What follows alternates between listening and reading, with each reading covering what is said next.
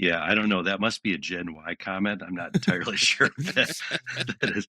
Let's just I think have no things idea that what are, that means either. yeah, things that are cool.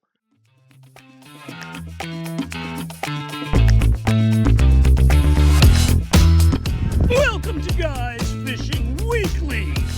We don't just fish, we hook.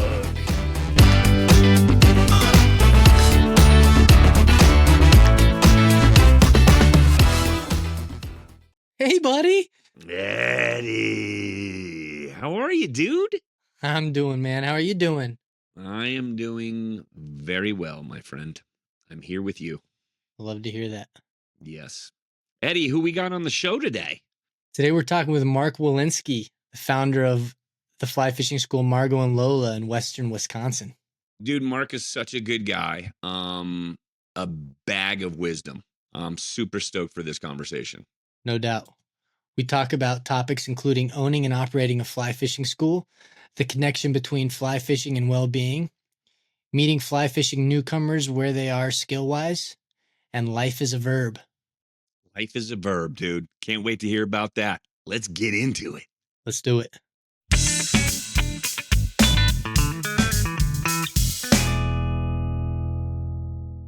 Hey, Mark, how are you? Oh, life is good. Yeah, life is really good for me. Welcome to the show, Mark. Great to have you here, man. Thanks, guys, for having me. Appreciate it. Mark, where do we find you? I am currently in Minneapolis, Minnesota, a little place called Linden Hills, and yeah, lived here for about 5 years. Nice. Awesome. So as I was digging around, learning a little bit about you, I found out that you want to be a sculptural welder. Ah, you've revealed something that's in the dark web, apparently. Yeah, yeah. No, We're I good have that many. way. Yeah, I have many aspirations. That's on the to-do list. I've currently got a couple of other things that precede that, but yeah, I've always had an interest in that. I've appreciated fine art, good design, and just things that move. So are you like a Nice. steampunk sculptural welder, or what kind of? Man, yeah, I don't know. That must be a Gen Y comment. I'm not entirely sure if that is. Let's just I think have no things idea that what are, that means either. yeah, things that are cool. Actually, what I do like, maybe there's a term I think this fits, is kinetic art. We have Hmm. a place here in the Twin Cities called the Walker Art Center, and occasionally they bring in various artists that showcase their stuff. And some of the kinetic art that is either there or has been in the past has always been interesting to me. So the reference around movement and design, I think, is for some reason a part of my fascination. Nice. Awesome. Yeah. Well, I know that fishing is something that we have in common as well. How did you get into fishing? Well, the shortest version I can give you is I got dipped in the Boardman River in Michigan by my grandfather, and I was probably as petrified about drowning as I was not living up to his expectation. That's a true story, by the way. I'm sure there was child abuse involved, but it was the 70s, so nobody was keeping score. That's just good Um, parenting. yeah, well, yeah, it was my grandfather, so he was once removed from any obligations. I would say, the longer version was I got woken up by him early one morning, and he pronounced that I was going to learn how to fly fish. And I'm pretty sure that I said, well, I already knew how to fish, but he was adamant that this fly fishing thing was an important skill for me. So I literally got dragged down to the Boardman River. And what was particularly, I don't know, strange or interesting, you guys can decide later, was that he chopped a piece of hair off my head and tied a fly streamside. And I was just as intrigued by that as anything else until he said, jump into this running river. And I had been fishing probably mainly streams and creeks, things that weren't as audacious. And I got in there and he's chirping at me about how to cast. And I had no idea what I was doing. But here's the revelation: I got a nice brown trout at age 9 in what was otherwise a death-defying experience. with your own And hair. yeah, talk about the top of Maslow's triangle. It would zoom into the top. Um, but what was fun is that I got this fish. It was a terrifying experience, but I never looked back. And I'm 63, and so one can make the argument that I've been fly fishing for over 50 years. So Right. at that moment, yeah, it was just like, man, I got to repeat the play. That's awesome. That's amazing. Yeah. And now, yeah, you have a fly fishing school. Is that correct? And Yep. what on earth would make you want to open a fly fishing school? Yeah, that's a great question. Yep. Um, so I alluded to the 63. I would say, pretty planful in my career, and I've had a lot of good opportunities to do different things. But my wife and I had been talking about 10, 12 years ago, and we had discussed starting a business together. We are both entrepreneurs, but we've been doing kind of solo acts. And we said, we're going to do this at some point, more out of opportunity, maybe less about strategy. But we realized that there were some things going on in the fly fishing industry that seemed to be opportunities to jump on. And I can go into that later. But yeah, we started a school 3 years ago, and we intentionally started it with the eye towards focus on beginners. And we had a couple of pieces to that were super important to us. One was we wanted to be uncommon. There are a lot of schools out there, perhaps, but we wanted ours to be distinctive, and we wanted to make it uncomplicated because fly fishing tends to be, at least from the outsider's point of view, something that isn't always very approachable. So we had those two things in mind, and we found some awesome property, and we took great pains to put something on that property, which in and of itself is awesome because it's on some really cool pieces of the Rush River. And we opened 3 years ago, and we've had well over 500 guests in a short period of time, which, I'm not sure if that's good or bad, but we're told that's pretty cool. And I think the measure of success for us has been largely those guests that have started to come back again. I call them two-peats and three-peats. And Right. so we've got a business that makes sense to our guests and to ourselves. That's awesome. And you spoke to a couple of things there that I think are pretty important. One, the idea that um, fly fishing is not always approachable. And a lot of people look at it as being difficult. And anchored, it seems, in your philosophy about it is almost this idea of simplifying it or making it more accessible to people. Talk a little bit about how that is different from, because you said you wanted to do something that's different from the industry and Yeah. set yourself apart from that. Yeah. And there's a connection that you guys have that I think really is different. So speak a little bit about that idea. Yeah. Again, at the risk of hoping not to offend anybody in the industry, I'll share with you how we've approached the problem. So, again, we're entrepreneurs by background. I have never bought a lottery ticket in my life, and I don't plan to. So we use that kind of approach to say, why would people care to come out, and what do they care about? So I jokingly tell people that we did interview about 100 of our friends, and it was a casual approach, but we did talk to a variety of people that were not fly anglers. And we learned pretty quickly, particularly from women, a couple of key insights. And I say this tongue in cheek, but there's truth in all of them. One is most women don't want to pee on a rock. That's not a good idea. Most women don't think that beef jerky is lunch. Many women are reluctant to jump into a pickup truck at 5 a.m. and drive to somewhere in a nondescript place. And all women, for the most part, are very leery of spending some large sum of money on something that they're not sure that they'll ever use again. So I say that very openly because we took that to heart, and we decided that we were going to address those things in a way that made sense. So we had to put up a building that had a restroom that was comfortable, that felt like home.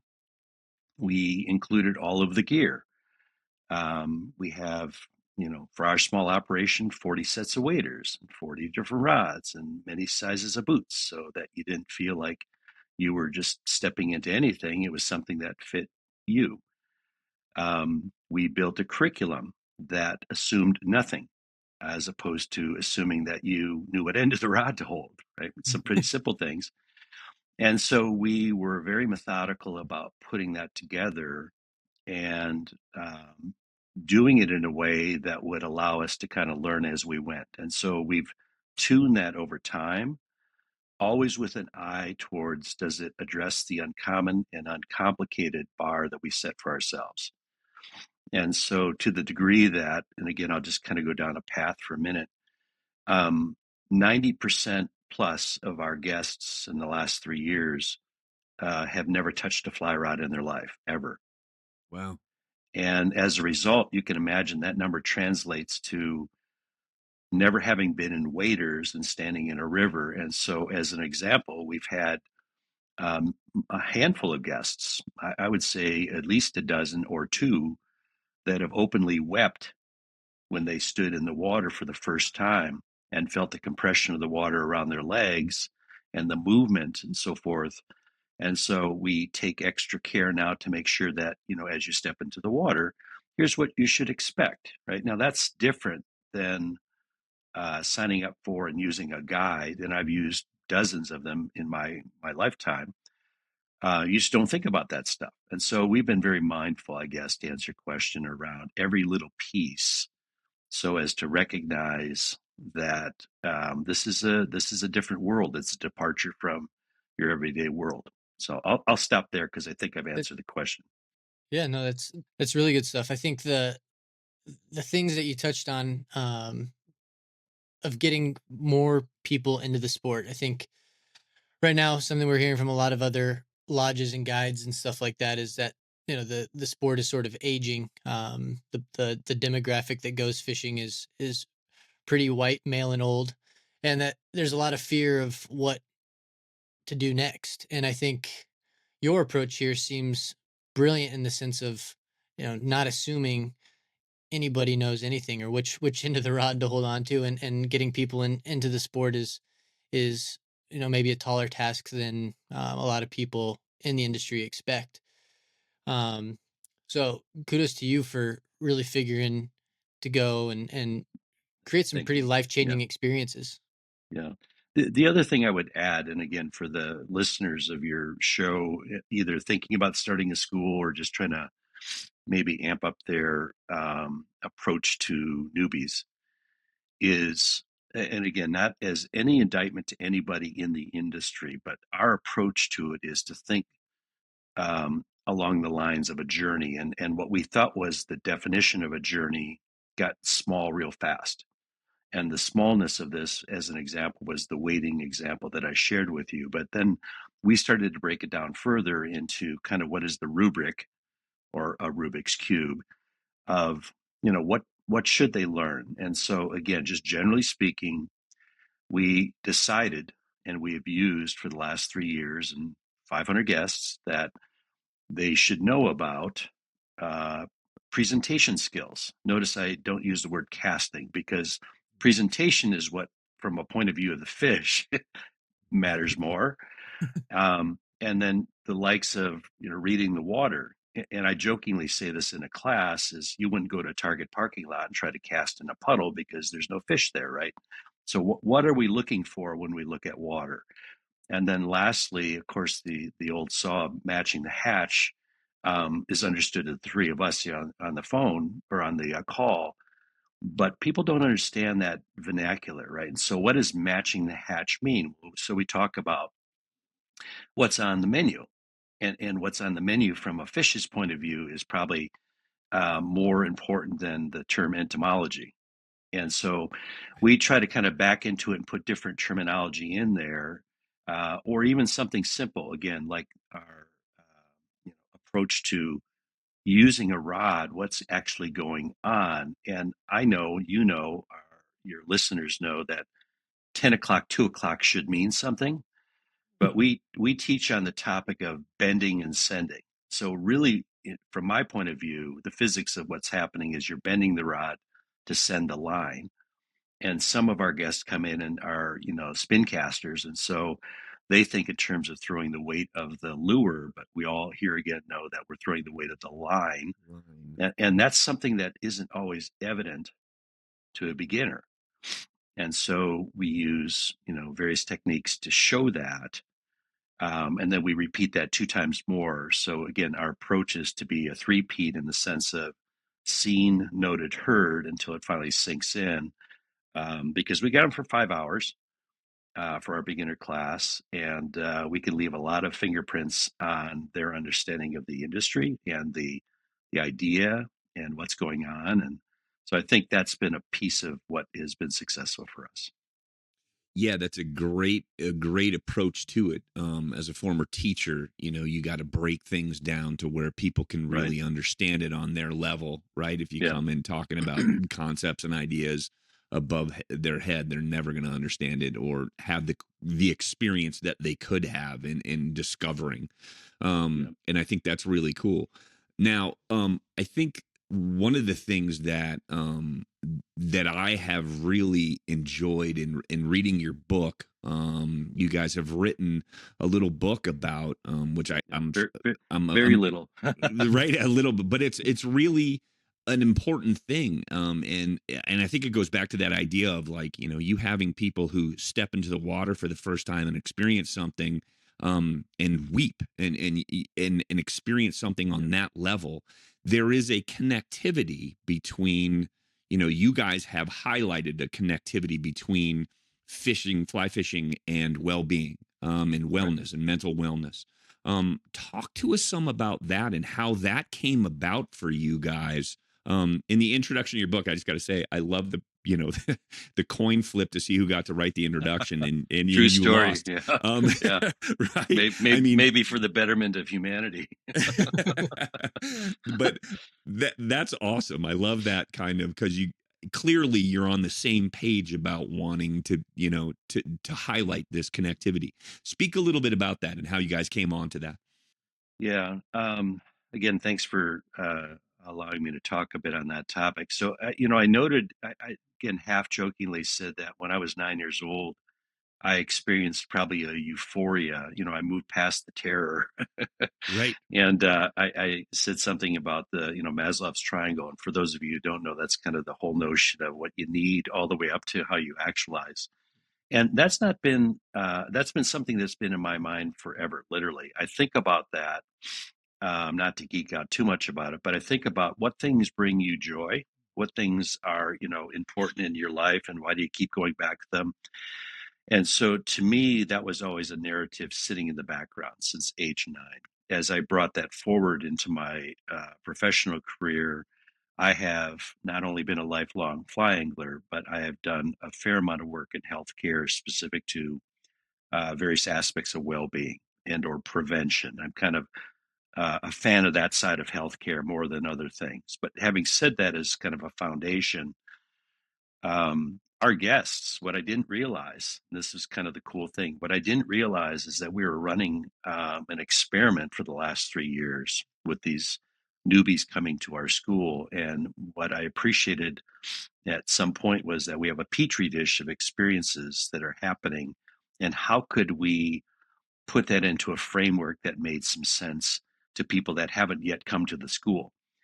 And then as I stood back from that, realizing that, the industry is kind of at the foothills of that. There's plenty of things on Insta or Facebook or, even in the written word around, hey, here's what is the potential and how fly fishing could be a better thing for you. And then there are organizations that have taken that a step further, clinically speaking, around, say, cancer recovery or PTSD and so forth, right? And so all of these clues were out there, right? A monkey could have seen that. But what troubled me, was that nobody functionalized that. Nobody put it into kind of a Dr. Seuss equivalent and said, do this, do this, do this. Now, that might be just my DNA, but as we wrote it and got people to respond to it, and you guys can see kind of the reviews on the, I think is on the back of the book, we realized that this might actually be a thing. And so, from my point of view, I think what we did with that is to create something that would establish a better foundation, elevate the opportunity to join things like well-being and fly fishing together to allow for a new conversation, an upgrade to the what was bubbling up. And again, I think there's been a lot of noise in the industry that has been good noise, but I felt like it was time to create that or create a signal out of that noise and put it into practice. And so we intentionally wrote a short book. You know, my inclination was to write a big long book, but nobody would read the damn thing. So we try to keep it short. We try to keep it sweet. And we try to be on target and try not to reinvent fly fishing because there's, you know, there's so much around that. But we try to bring in this idea of well-being. And like I said, the idea of seeing people step into the river and openly weep is not lost on me for sure. And I do know that there's a lot of benefits of being one in nature. And you know, you can't write a book about that. So we had to add Right. through some more chapters in there. We made a small book. Right. Right. You know, well-being obviously is a, you know, hot topic buzzword out there right now. I guess what is your definition of well-being, and how is it different than maybe the larger um, economy of well-being? Well, that's like the word love. It means a lot of people to a lot of things. So I'll start there. And again, at the risk of either inviting, you know, retribution or judgment, well-being generally is described in my head as kind of a balance between four things. And those four things typically include the likes of social and or financial health. Right? Those are two different ideas. Sometimes we get them messed up. Or physical health, right? To the degree that the fourth one would be emotional health. If you put those things into tension, a well person per se would have those things balanced out. And I think life tends to, for all of us, right, myself included, tends to pull on certain aspects of that and keep you out of balance, or maybe you don't realize you're out of balance in the first place. So, unlike wellness, which was kind of a one sided story, well being is more of the roundedness of an individual. And I think it goes to eventually one of the topics I know we're going to talk about later in terms of community. But to me, this is an aspect of how do you participate in community if you don't bring a whole person to that party. Maybe you bring a portion of that, but at some point you have to be a whole person to participate and get the benefit out of that community. And so that four pieces, I think, answers the question around what is well-being to us. And the overlay with fly fishing, or you know, pick a topic, guys. Anything outdoors where you're, you know, again, I don't need to ad lib too much, but I've had the benefit of uh, windsurfing and rock climbing and running and cycling and all sorts of things that bring wind into my face. And I know it helps to create a balance in me.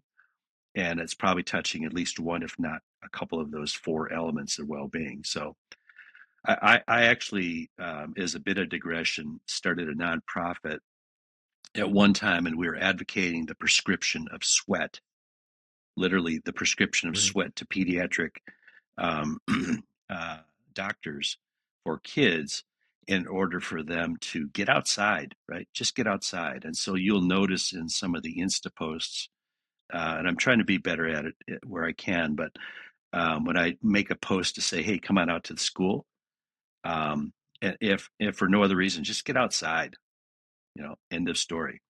Right. Right. Yeah. And I think that that's so like, you know, when I was a kid, that was it. My parents kicked us out of the house. They were like, get out. Like you can't be in the house. You can't be in front of Yeah. the television. Right. Yeah. And that's along those lines.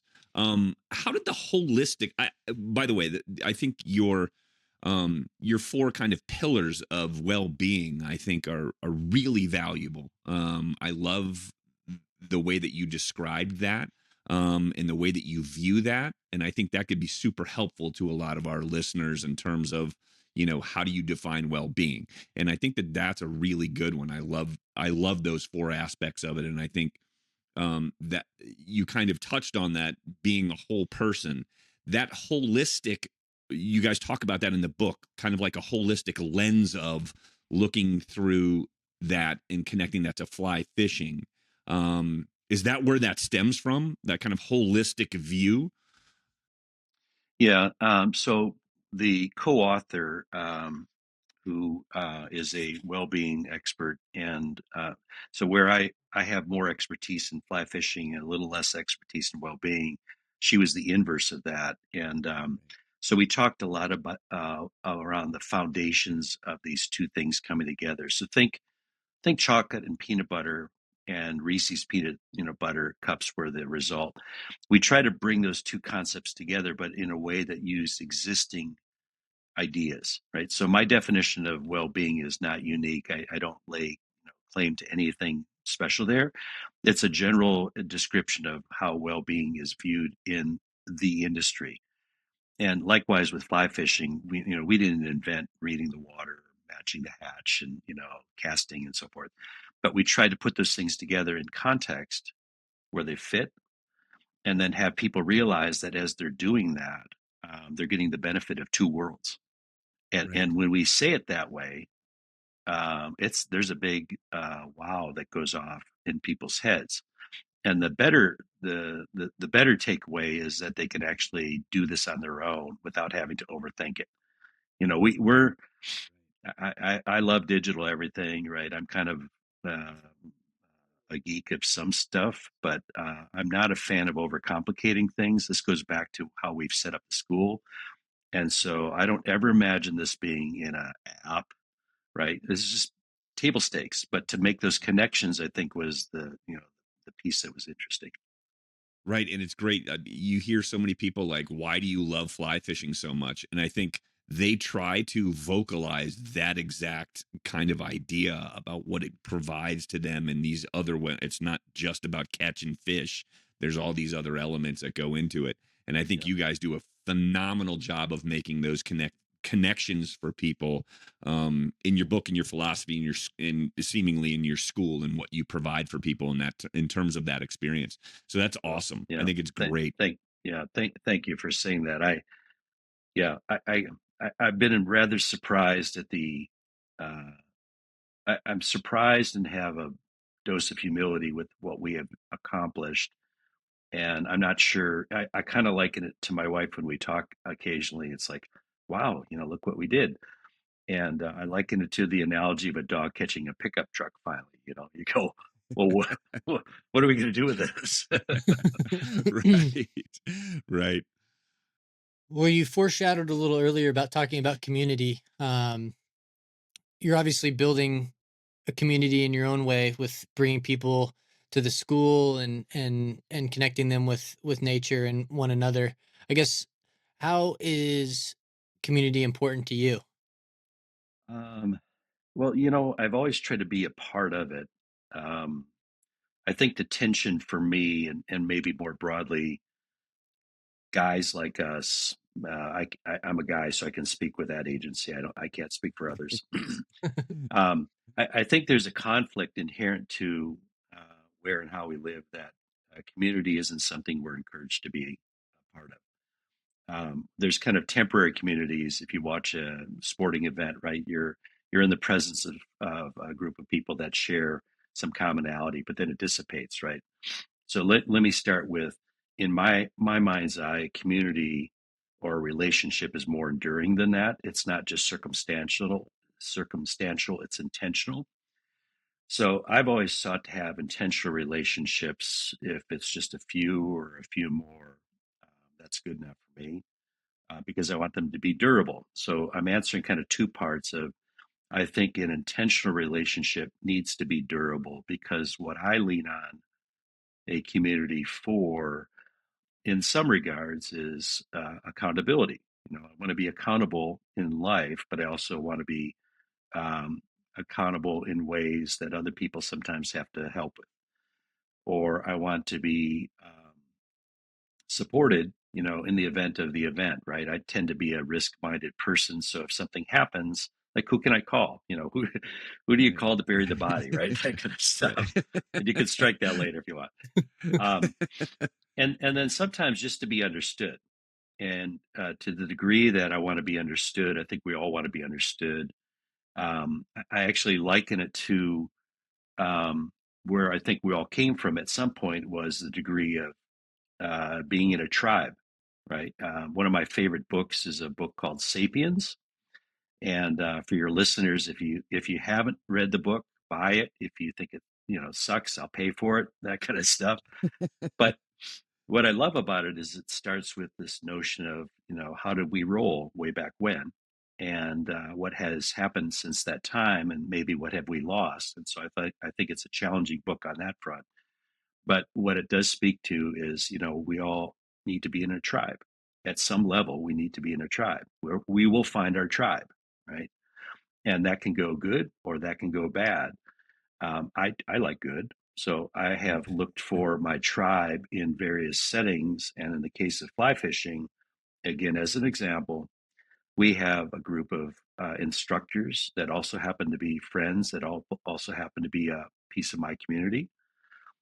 We have a couple brand ambassadors, the same thing. I have neighbors around the school, and I find community in all of those circles, but they're not necessarily overlapping. But they're my tribe, right? And Right. so I relate to them in different ways. And so I value tribe. I'll use tribe as the proxy to community because I think that's more indigenous to the likes of where we literally have all come. And the reasons for that goes back to the reasons that I shared is that if you really think about it, you needed to have community or tribe to be safe, right? You needed to have community or tribe to kind of have a division of work. Some people did these things and some people did those things, and the two came together and made sense. So I think it's probably more ancient than it is contemporary. But I think you have to be mindful. My advice to your listeners, to myself regularly is, hang with people that can support you, that make sense, that are durable, and then you've got your people. And if they're not doing that, then I think you got to ask the question, what are you doing? It's interesting that you bring up, the book *Sapiens* and going back to all of the different Homo geniuses that have existed in time, and to talk about community through that lens of those were communities that were required, necessary. There was almost no choice because that's all you got. And now we live in a world where you have so many choices of different communities to pick and create. You can pick to stick with your family. You can pick to not stick with your family. You can pick to be fly fishermen, your neighbors, your friends. And almost in a way, it's that choice that there's so many choices that can almost be paralyzing to a lot of people. And I think in a way it forces you to kind of clam up and Yeah, I'm going to try to keep this short and maybe unpolitical. So I think the reason why I use tribe versus community or affiliation or party, right? You can think of a lot of other words. I'm not that smart, but just Right. use those. The problem with those is that they've been abused, or for that matter, say a religion, right? That the very word religion denotes certain things, right? And so I think a lot of those words have become polarizing before you even describe them. You don't have a chance. It right. doesn't matter who you are, you just don't have a chance. So I feel like the word tribe is perhaps a better way to describe the word community because to your point, it's been something that we all had once upon a time, or our ancestors, a bazillion years ago, because it was a necessity, not a option.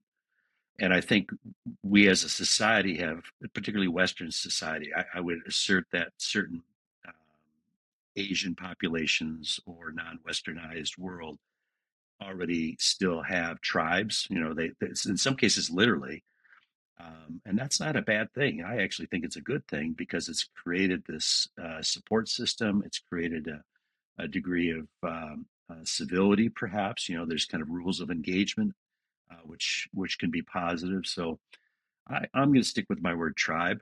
And to go back to your original question, yeah, I'm a part of many tribes because I'm not that simple of a person. I think I've got a number of sides to me that relate to a lot of tribes. And I go back to the example of my instructor base, which is largely Twin Cities and certain larger cities in Wisconsin. But then my neighborhood at the school is an entirely different tribe dynamic, right? And I love Right. them all for different reasons, and I say that literally because that's a different element of my community or my needs for a Right. community. Right. And I think the point being that you have to be intentional. That was kind of like one of your words at the beginning Yeah, describing your tribe. You know, before it was something that was given to you, it was a necessity. It was this is your only choice. You have to be intentional to go out and find that tribe. It's yep, not going to just be given to you like it used to be. And so I think it's amazing to hear, you know, that you've found these different community or different tribes that you um, use in your life, and you're very intentional about improving those and giving back to those and receiving from those. yeah, yeah. I'm going to add that um, knowing a little bit about what you guys stand for, your organization's kind of charter and mission. The one thing, again, tongue in cheek, the one thing that I'll do next someday is start a T-shirt company. And it's going to be a real simple T-shirt. There can be black ones and white ones, maybe gray ones. And it's going to have one word on the front, and the word is verb. Because my point of view on life is it is a verb and not a noun. And I think that goes back to the intentionality of things.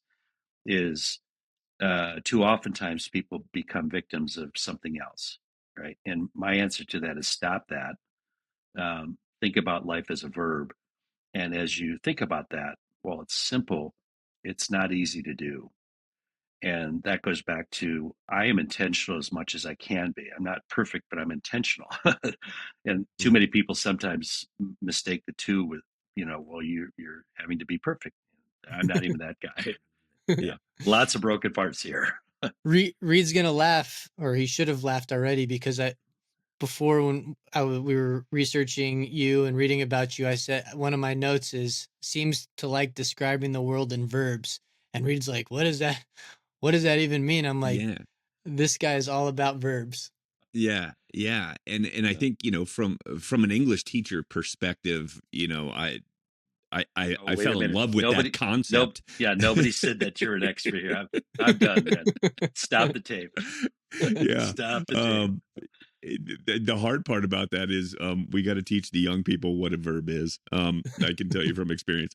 No, but honestly, I think that's such an incredible way to view it. I think just that perspective of I love that aspect just from the doing, because I think especially in young people there's so much put on results of all of whatever they're doing. There's I got to get good grades. I have to get here. I have to get into this college. I have to get this right. And so, having lived in that world for so long with my career, that process of it's the verb of living and doing, and that processing, and that's what it is. That's the life part. It's not the results will come if you dedicate and you focus on these things. And so that's a hard concept for people who aren't our age. I'm gonna date myself and and say I that. think, yeah, I think I'm the oldest guy on here, so you can say Yeah. whatever you want.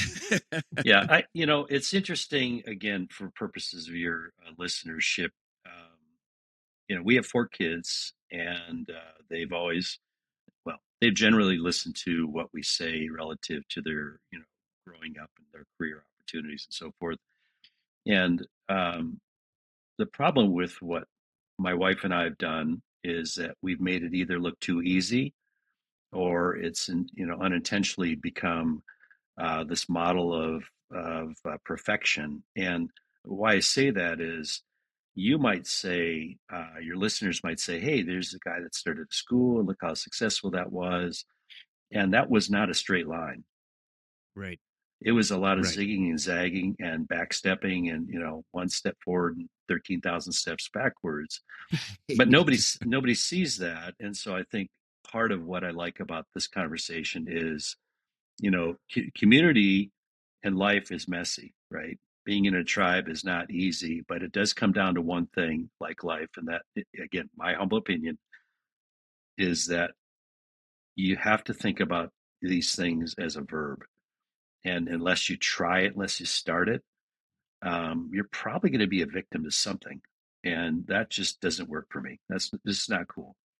Right.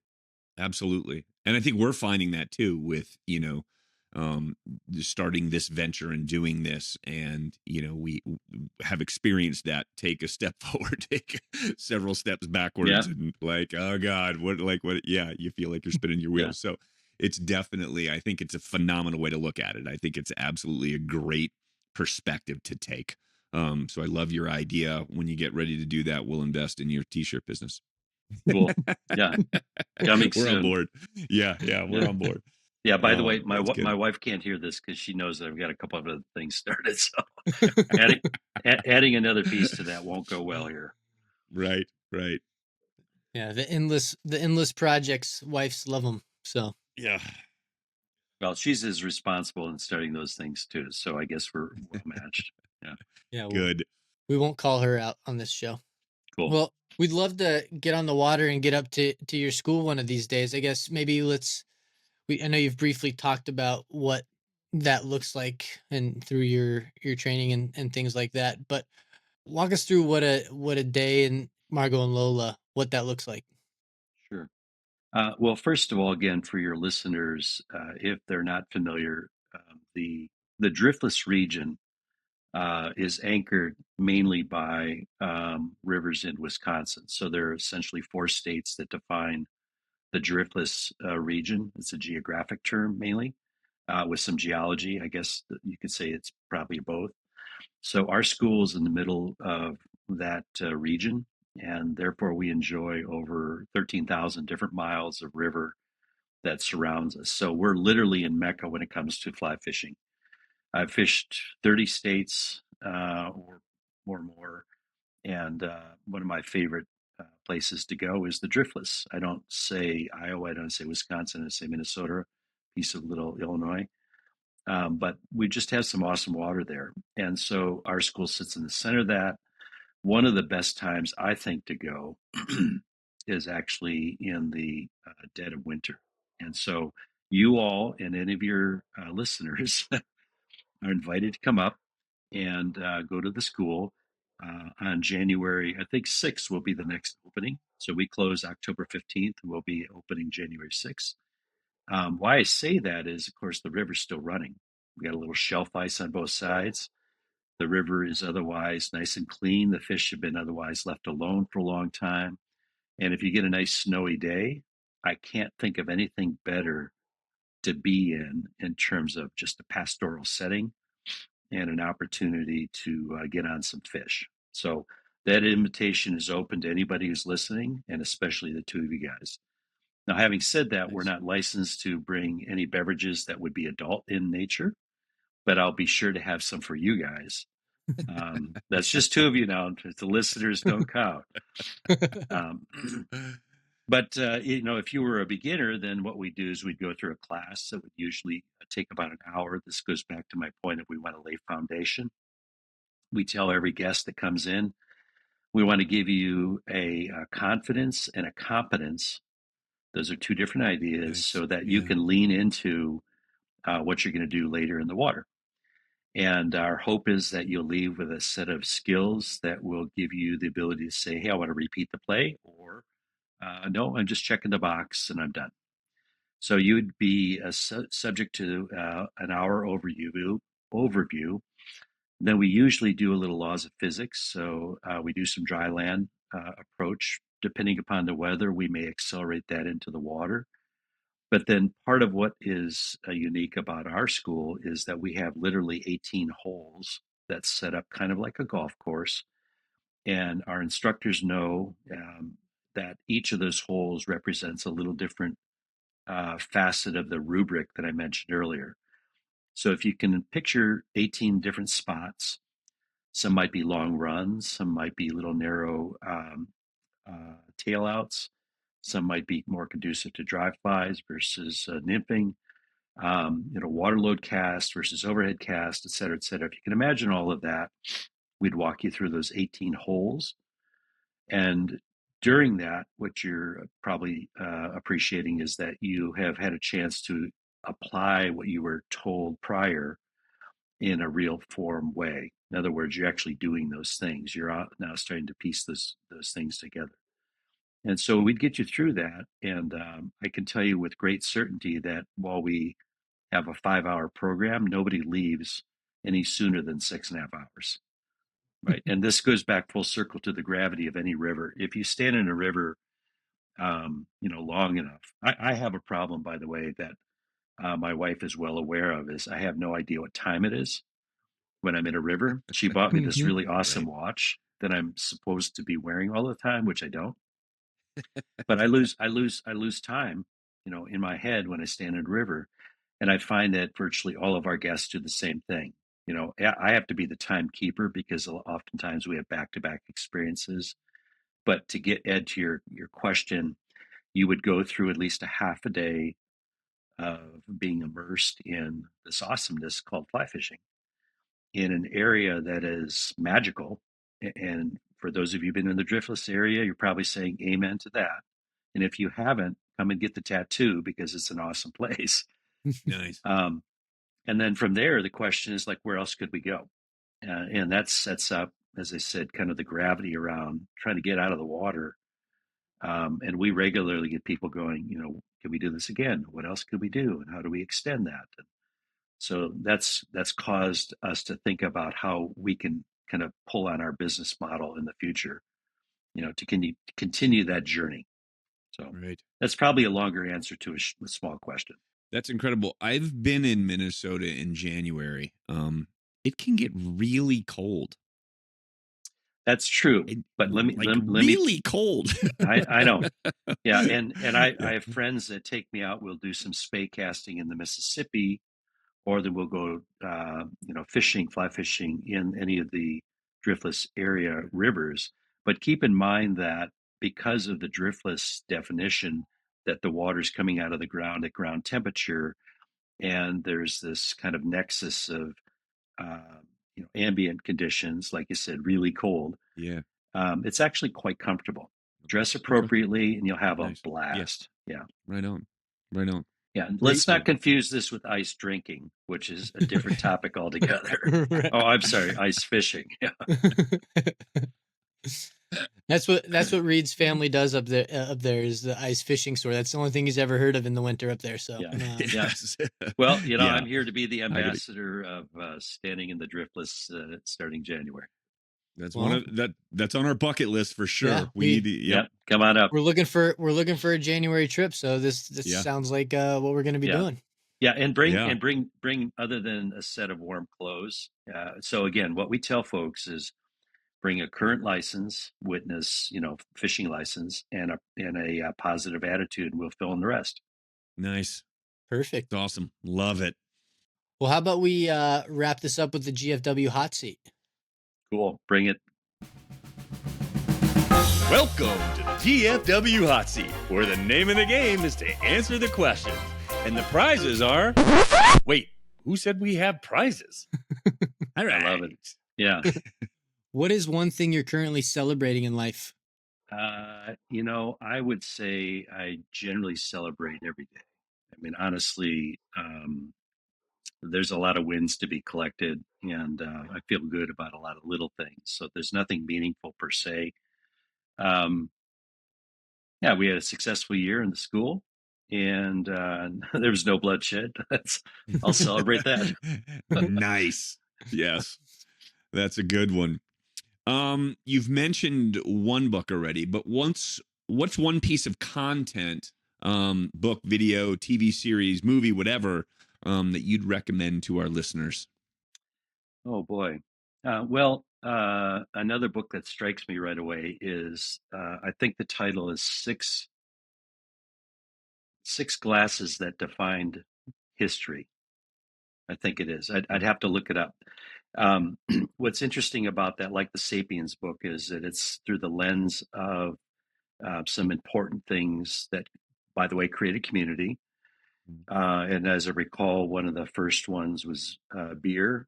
I would have thought it was wine, but those kind of books are always inspiring to Well, me. Yeah.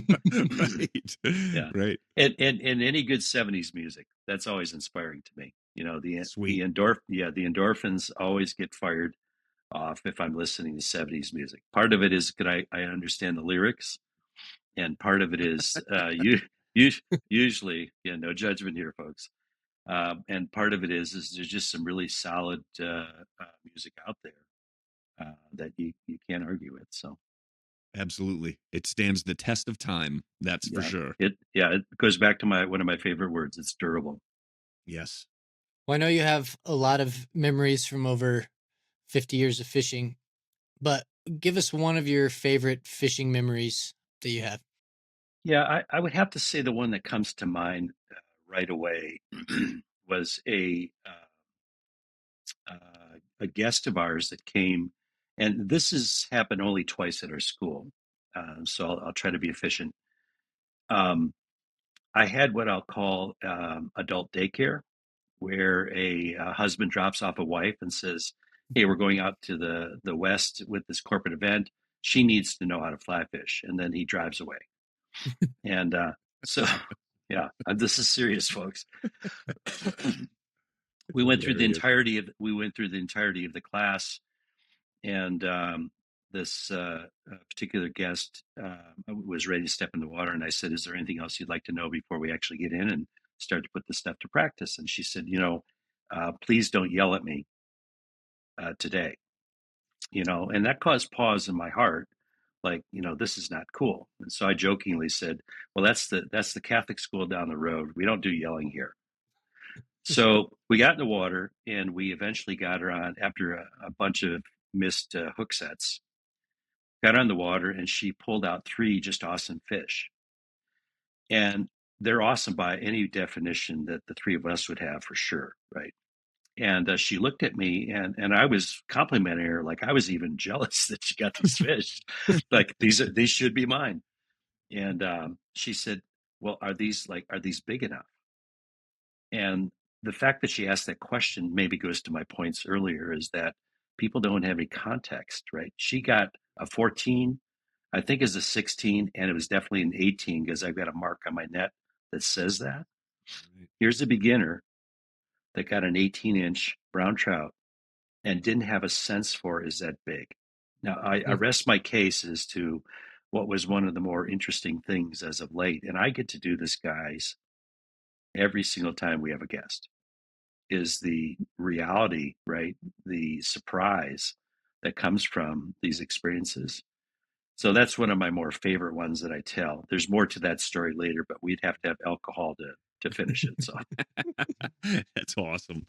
That's Did, great. was the husband pleased with your daycare services? okay, now you're pushing the right button. So he came back, and she was quick to show him pictures of the day, and his first response was accusing me of catching the fish, not her, and that didn't go so well for a few minutes.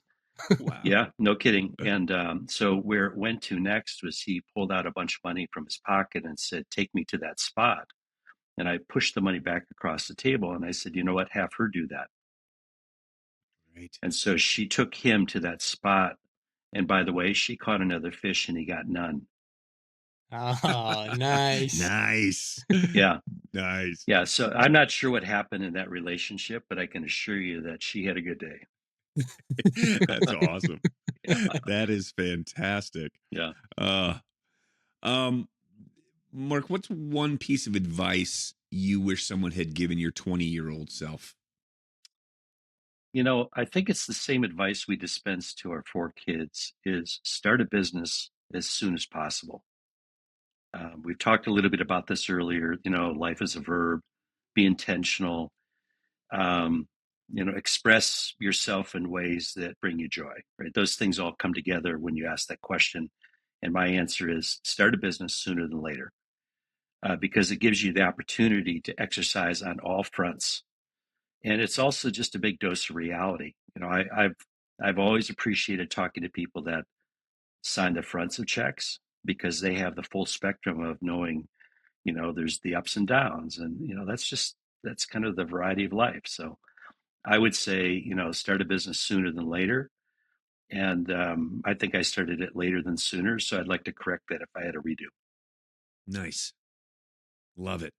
We briefly touched on this earlier, but what is your definition of community? I think it's intentional. I think it's Verb. I think it's finding a better version of you. I feel that when I'm in a community that is my tribe, it oftentimes brings out the better version of me. And in some cases, Ed, to your question, I'm not even sure that I knew that at the time. I had that potential, but I feel like that is something that you get as a derivative of that. And gosh, that doesn't suck. Better versions of me should come out more often. Right. Yeah. A lot of goodness in there. Mark, what's one thing you've changed your mind about lately?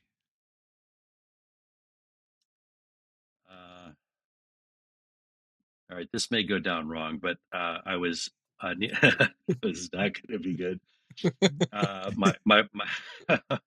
My wife and I bought a new car to replace her car. We're fans of buying them and keeping them for 10 years, and hers was first out of the chute. So we had thought long and hard about buying an EV, but given the challenges in this climate and given the amount of driving that we do, that was probably not the best idea. So when I replace my Jeep that's coming up to 10 years next year, I'm going to probably get a hybrid. And I'm told there's some really awesome ones out there with the name Toyota and Land Cruiser. So that's what I'm leaning on. That's a hint for my spouse in case she was wondering what I was thinking about. Good. I like your choice. Yes. Cool. Indeed. Yeah. So our final segment is the segment we call our conversation between guests. And so we have a question that came from our last guest, who was Kevin Hine with Renewal Counseling. Cool. And this sounds like it's going to be hard. It might be. Brace yourself. So his question to you is, have you ever engaged and participated in an experience, counseling, therapy, or coaching? And what at the core of that made it valuable? Disclaimer, we don't want to know what your issue was or what you were trying to discover. Right. I got every issue known to mankind. So just pick one. Yeah. I actually have a really good answer for you. So is Kevin was the guy that asked? Yes. Kevin, yeah. yep. Yes. Kevin, thanks for prompting this because it would have never come up. So I was an executive at a large Fortune company, and I was apparently on a ladder to go someplace, and that never really mattered to me. But I was subject to a kind of a profiling or coaching or whatever they wanted to call it. It was some cloaked thing to say you have to go to a psychologist. And we had been talking for a few times. I'm going to say 2, 3, whatever. And I started getting short-minded. And I just said, look, can you just give me the answer? Because I'd like the answer and we can skip over all this other foreplay. And he goes, so far, and he looks at his notes. I don't know if there's anything written down, but he looks at his notes and he goes, and so think about this, guys, based on our conversation, this is pretty awesome. 25 years ago. He said, in the river of life, Mark, he goes, I think you have a key problem, and that is you can't stop rowing the boat. I'm like, whoa, okay. Naturally, I said he was wrong. And I left. I left. Defense mechanism kicks in. Yeah. Well, I might have been right. But I left that and I came back the next time because I had to. And I said, you know what? I think you were close. And he goes, really?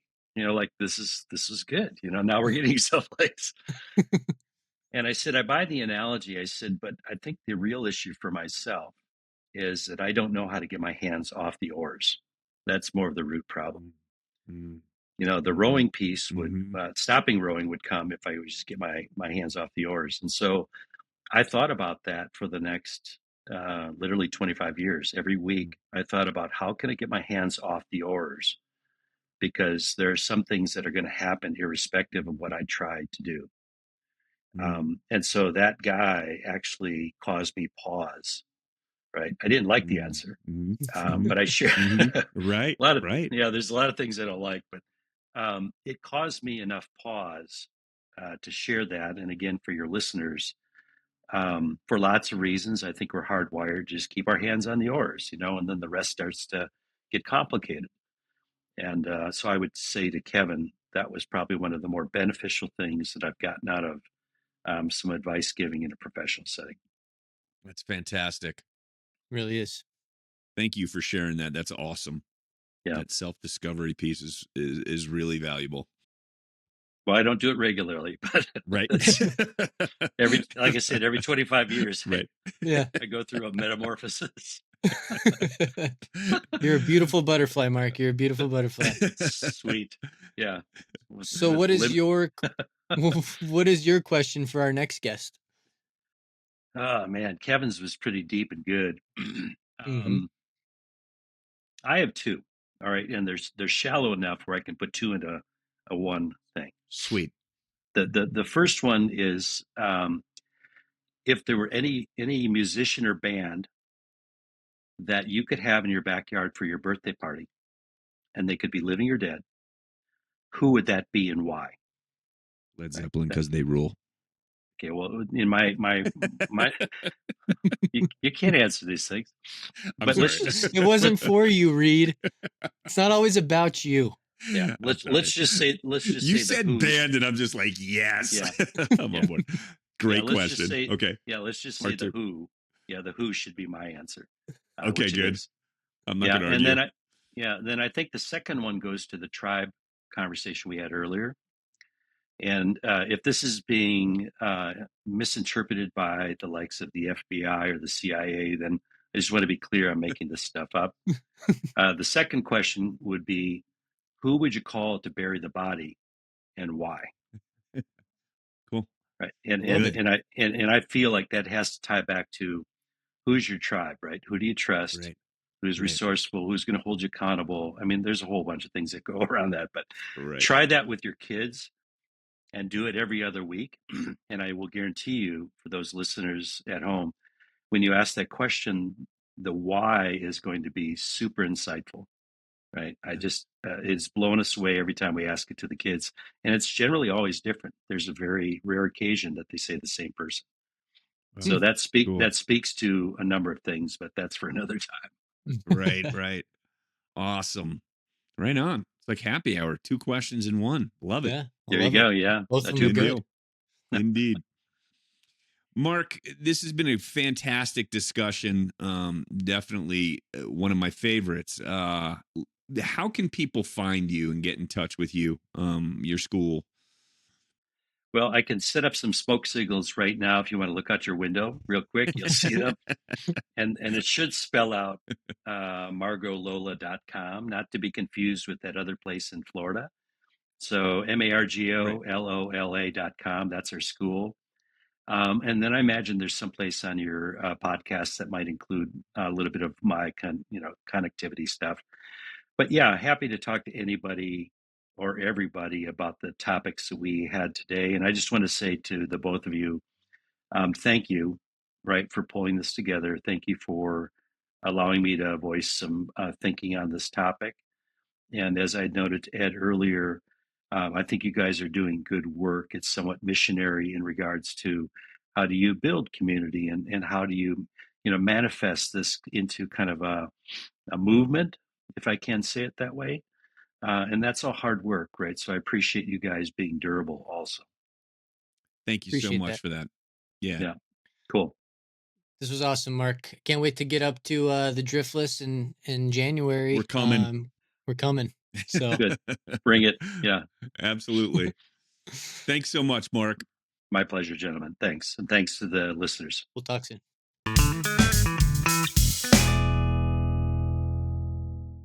There's some real wisdom in that life as a verb.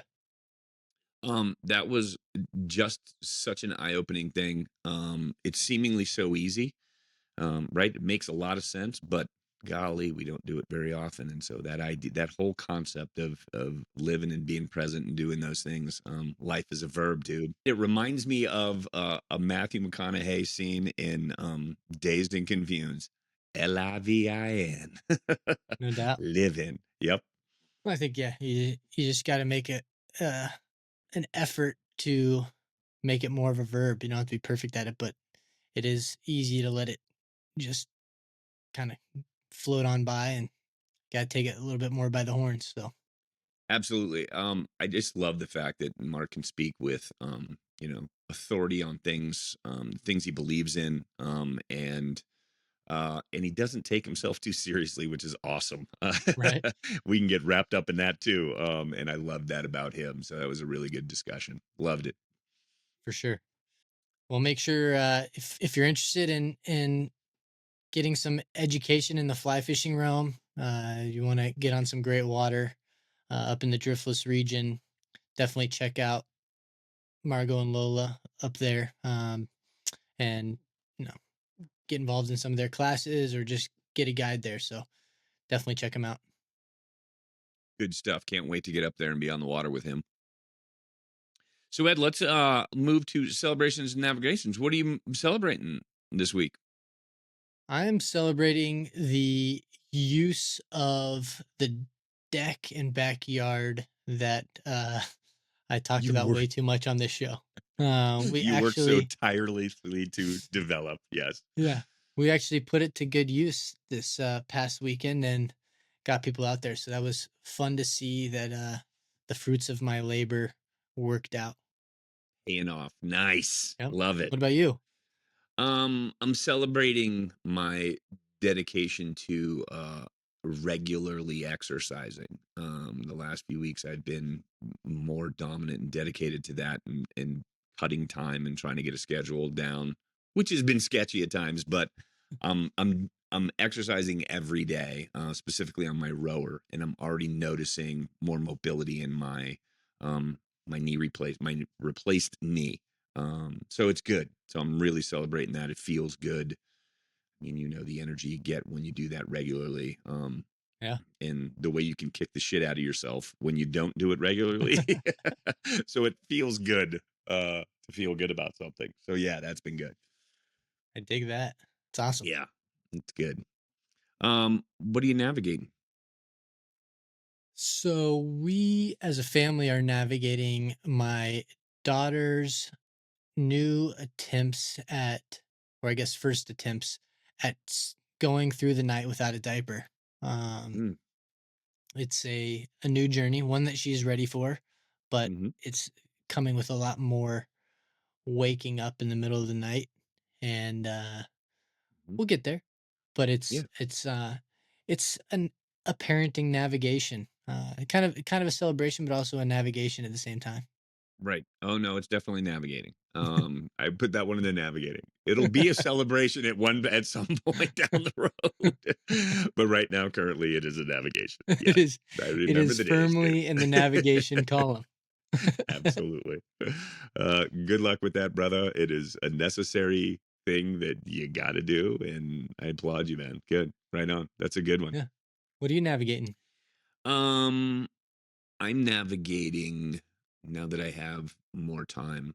Um, I'm navigating being more intentional about spending some of that time with the missus in ways that um we I don't probably I mean need might be the right word in ways that we need to, but I think in ways that we want to as well. And so because we don't do enough of it. We can always find a reason why, we'd rather do something else or we need to be doing something else rather than being together outside of here, going to do a date night or something like that. So navigating that and making that more of a priority for us.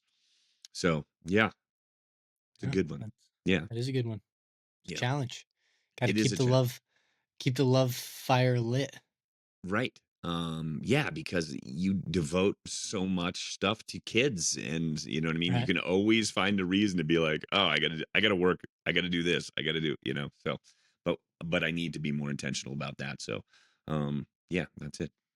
Nice. Good stuff. Yeah. I dig it, man. Yeah, This thanks, is man. another great episode. It was awesome. Another great one in the books. Can't wait till we do our next one. Yep. It's going to be a goodie. Absolutely. Oh, I love you, man. I love you too, brother. Till next time, bro. Talk soon. See ya. That's all for today's episode. Thanks for listening. Make sure to visit our website, guysfishingweekend.com, to check out the GFW merch, sign up for our newsletter, and learn how to get involved with the community. We appreciate you spending even a little bit of your week with us and are glad to have you along on the journey. Stay legendary and happy fishing.